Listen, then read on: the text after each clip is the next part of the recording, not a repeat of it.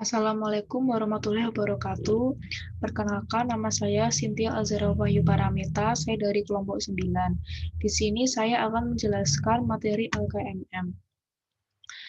Materi LKMM yang akan saya jelaskan pada hari ini yaitu ada self-management, time, and priorities, lalu ada kemuhamadiyahan, dan yang ketiga ada peka pola pikiran dan berpikir kritis.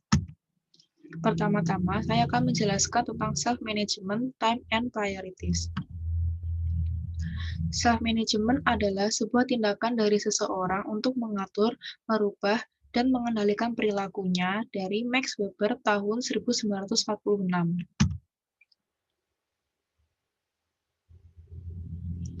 Lalu, bagaimana cara kita untuk memanajemen waktu kita? Yang pertama yaitu ada time and priority management, yang kedua ada self-reward, dan yang ketiga ada evaluasi apakah manajemen waktu kita ini akan diteruskan, dimodifikasi, atau diberhentikan. Lalu yang terakhir itu ada kebiasaan dari menunda. Self-management ini mengubah kita dari yang awalnya maladaptif menjadi adaptif. Maladaptif yaitu merupakan perilaku yang tidak sesuai dengan tuntutan lingkungan, tidak sesuai dengan norma-norma yang berlaku, serta tidak sesuai dengan adat istiadat yang ada dalam lingkungan masyarakat setempat. Lalu kalau pengertian dari adaptif yaitu tingkah laku yang sesuai dengan tuntutan lingkungan. Faktor penting penghambat dari manajemen waktu ini yang pertama ada time wasters, yaitu membuang-buang waktu. Lalu ada terlalu perfeksionis, misalnya kita kalau mengerjakan tugas itu harus selalu sempurna, tidak boleh ada kesalahan dan kekurangan sedikit pun. Lalu sulit mengatakan tidak. Jika ada orang lain yang ingin meminta bantuan kepada kita sulit untuk mengatakan tidak. Padahal misalnya besok ada ujian dan tugas yang dikumpulkan besok deadline-nya, tetapi kita akhirnya tetap mengerjakan tugas dari orang lain tersebut. Nah, itu merupakan faktor penghambat dari manajemen waktu juga. Lalu materi yang kedua yaitu ada kemuhamadiyahan. Sejarah dari organisasi Muhammadiyah ini didirikan oleh Kiai Haji Ahmad Dahlan di Kampung Kauman, Yogyakarta pada tanggal 18 November tahun 1912 atau 8 Dzulhijjah tahun 1330 Hijriah.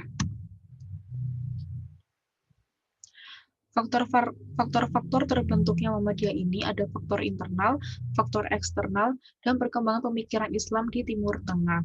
Kalau faktor internalnya yaitu mengajak amar ma'ruf nahi mungkar, kalau faktor eksternalnya yaitu kehidupan masyarakat yang masih banyak menganut TBC. T-nya yaitu tahayul, B-nya bid'ah, dan C-nya itu khurafat. Identitas Muhammadiyah itu ada gerakan Islam, gerakan dakwah An-Nahi 125 sebagai dasar, dan gerakan Tajhid, yaitu pemurnian ajaran Islam, pembaruan sekolah pakai meja kursi, lalu ada fikih air, fikih kebersamaan, surat Al-Ma'un, surat Ali Imran ayat 104, dan pilar Al-Ma'un, yaitu ada healing, yaitu pelayanan kesehatan, schooling, yaitu pelayanan pendidikan, feeding, yaitu pelayanan sosial, dan preaching, yaitu dakwah.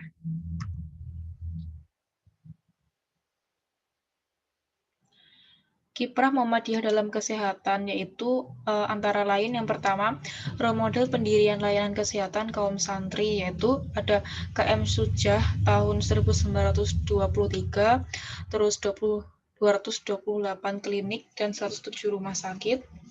Lalu ada 1,7 ribu tenaga kesehatan. Lalu yang kedua ada kontribusi dalam menjaga tenaga kesehatan, ada G7 Prima, 11 kedokteran, 31 perawat, 51 bidan, dan 84 farmasi. Lalu ada penopang dan penyokong kesehatan masyarakat. Lalu yang ketiga ada kontribusi dalam upaya kesehatan, yaitu ada MJJC, Gerakan Masyarakat Sehat ke Pesantren, sekolah, rumah sakit, tingkat komunitas, lalu ada program TB Care. Yaitu terus materi LKMM yang ketiga yaitu ada peka pola pikiran dan berpikir kritis. Tentang berpikir kritis, logika harus berjalan menganalisa masalah di mana dengan kerangka berpikir yang kritis bisa membuat kita memiliki pemikiran yang out of the box. Lalu materi yang pertama ini ada POAC. POAC merupakan sebuah prinsip manajemen organisasi yang pertama kali diperkenalkan oleh George R. Kelly yang terdiri dari planning, organizing, actuating, dan controlling. P yaitu ada identifikasi, terus berkaitan dengan root cause analysis untuk mencari akar masalah. Lalu O-nya yaitu ada masalah, C-nya strategi, dan E-nya itu penyelesaian. Lalu yang kedua ada root cause analysis. Root cause analysis merupakan suatu proses mengidentifikasi penyebab-penyebab suatu permasalahan dengan menggunakan pendekatan yang terstruktur dengan teknik yang telah didesain untuk berfokus pada identifikasi dan penyelesaian masalah. 5 langkah dalam root cause analysis ini ada identifikasi masalah, mengumpulkan data, identifikasi penyebab yang mungkin, identifikasi akar masalah, dan ajukan dan implementasikan solusi. Lalu fungsi dari root cause analysis ini yaitu mengidentifikasikan potensi kegagalan atau kesalahan produk ataupun proses.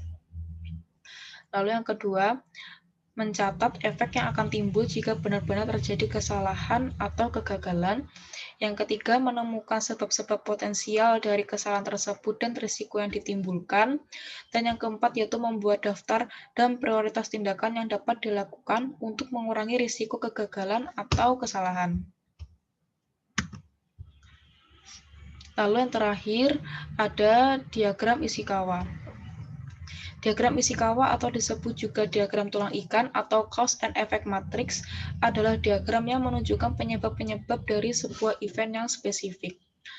Selain root cause analysis, kita juga harus menentukan penyebab masalah itu dan cause problem ini dari diagram Ishikawa. Cause-nya itu ada 6M, yaitu ada material, method, machines, manpower, managerial, dan mother nature. Lalu efeknya itu ada problem. Kita harus bisa menganalisis masalah dan menentukan penyebab dan cause problem, dan jangan sampai ada pertanyaan lagi. Jadi di diagram Ishikawa ini sebisa mungkin kita harus menyelesaikan pertanyaan-pertanyaan sampai kita ini tidak ada pertanyaan lagi. Begitu. Sekian dari presentasi saya tentang materi LKMM. Bila ada kesalahan saya mohon maaf. Wassalamualaikum warahmatullahi wabarakatuh.